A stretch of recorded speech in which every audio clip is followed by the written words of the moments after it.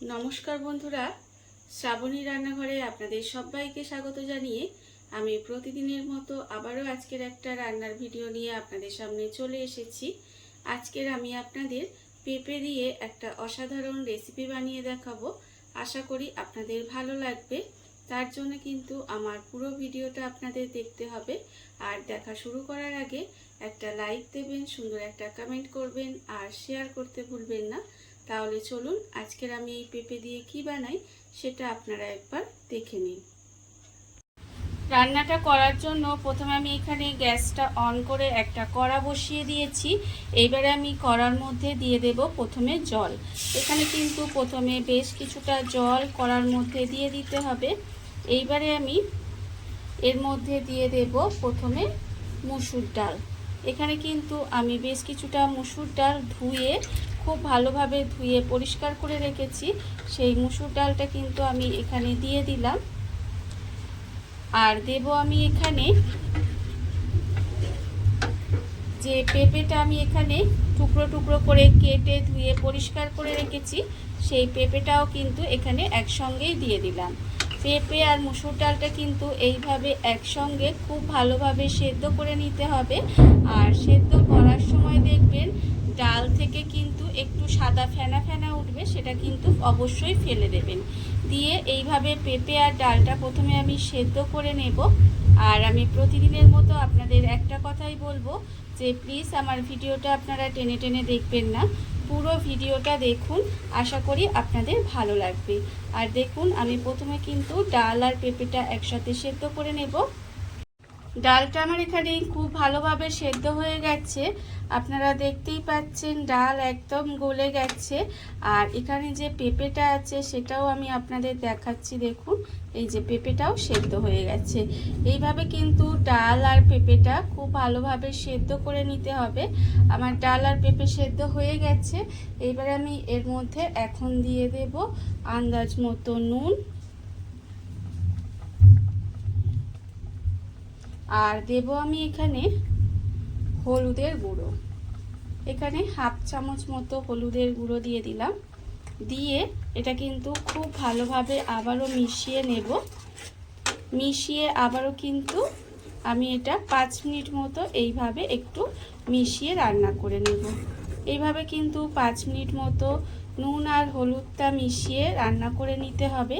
আর আমার চ্যানেলের নতুন বন্ধু পুরনো বন্ধু সবাইকে জানাই আমার তরফ থেকে অনেক অনেক ভালোবাসা। আর নতুন বন্ধুদের আমি বলবো যে আপনারা যখনই চ্যানেলটা সাবস্ক্রাইব করবেন পাশে থাকা বেল বাটনটা কিন্তু অবশ্যই প্রেস করে দেবেন। পাশে থাকা বেল বাটনটা প্রেস করতে ভুলবেন না, তাহলে আমি যখন নিত্য নতুন ভিডিও আপলোড করব তখন কিন্তু সবার আগে আপনাদের কাছে কিন্তু নোটিফিকেশান চলে যাবে। আর আপনারা কিন্তু আপনাদের সময় মতো দেখে নিতে পারবেন। দেখুন এইভাবে কিন্তু নুন আর হলুদটা দিয়ে খুব ভালোভাবে মিশিয়ে দিতে হবে। ডালের মধ্যে নুন হলুদটা দিয়ে আমি খুব ভালোভাবে মিশিয়ে নিয়েছি। দেখুন মেশানো আমার হয়ে গেছে। এইবারে আমি ডালটাকে প্রথমে আলাদা করে ঢেলে রেখে দেব।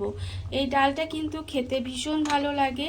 আপনারা যে কোনো দিনে এইভাবে একবার পেঁপে দিয়ে মুসুর ডাল বানিয়ে দেখবেন, আশা করি আপনাদের ভীষণ ভীষণ ভালো লাগবে। এটা ভাত কিংবা রুটি যে কোনো কিছুর সাথে কিন্তু আপনারা খেতে পারেন। দেখুন আমি কিন্তু এই ডালটা এবারে ঢেলে রেখে দেব আলাদা করে। ডালটা আমি এখানে আলাদা করে ঢেলে রেখে দিয়ে কড়াটা আবারও কিন্তু পরিষ্কার করে ধুয়ে নিয়ে চলে এসেছি। এইবারে আমি এর মধ্যে দিয়ে দেব সর্ষের তেল। এখানে কিন্তু আমি সর্ষের তেলেই রান্নাটা করব, তার জন্য আমি এখানে বেশ কিছুটা সর্ষের তেল দিয়ে দিলাম। এইবারে দেখুন তেলটাও কিন্তু আমার এখানে গরম হয়ে গেছে। এইবারে দেব তেলের মধ্যে তেজপাতা। দুটো আমি তেজপাতা দিয়ে দিলাম তেলের মধ্যে। এইবারে আমি এর মধ্যে দেব একদম অল্প সামান্য একটু শুকনো লঙ্কা ফোড়নে দিলাম।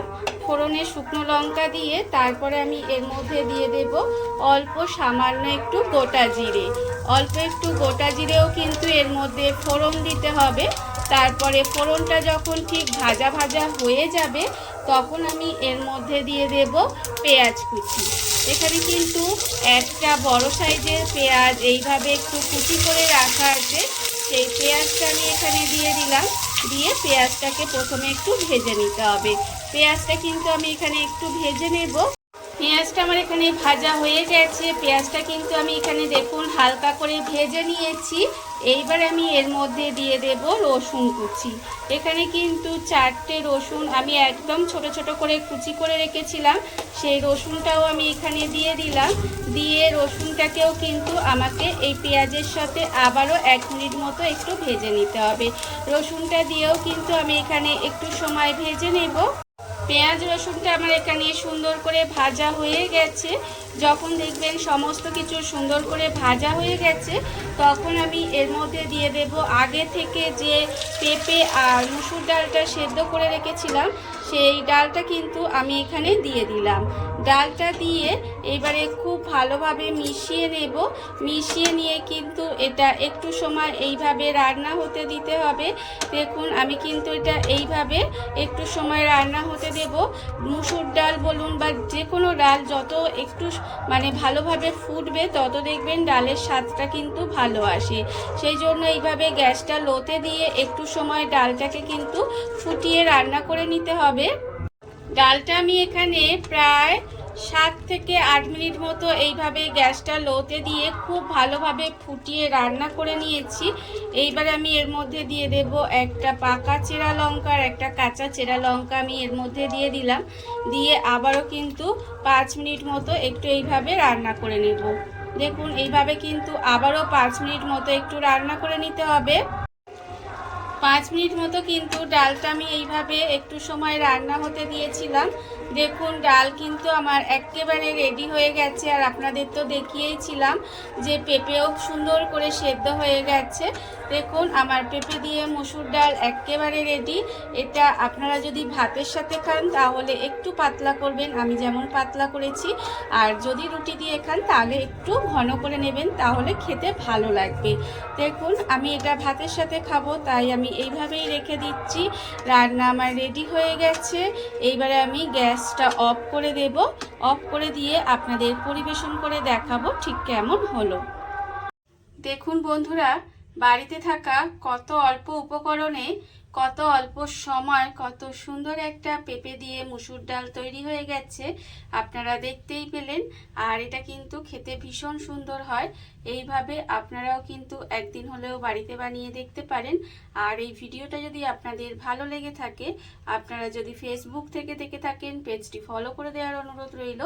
আর যদি ইউটিউব থেকে দেখে থাকেন চ্যানেলটি সাবস্ক্রাইব করে নেওয়ার অনুরোধ রইল। তাহলে চলুন ভিডিওটা আমি এখানেই শেষ করছি। আপনারা সবাই ভালো থাকবেন, সুস্থ থাকবেন। আবারও হাজির হব নতুন কোনো রান্না নিয়ে।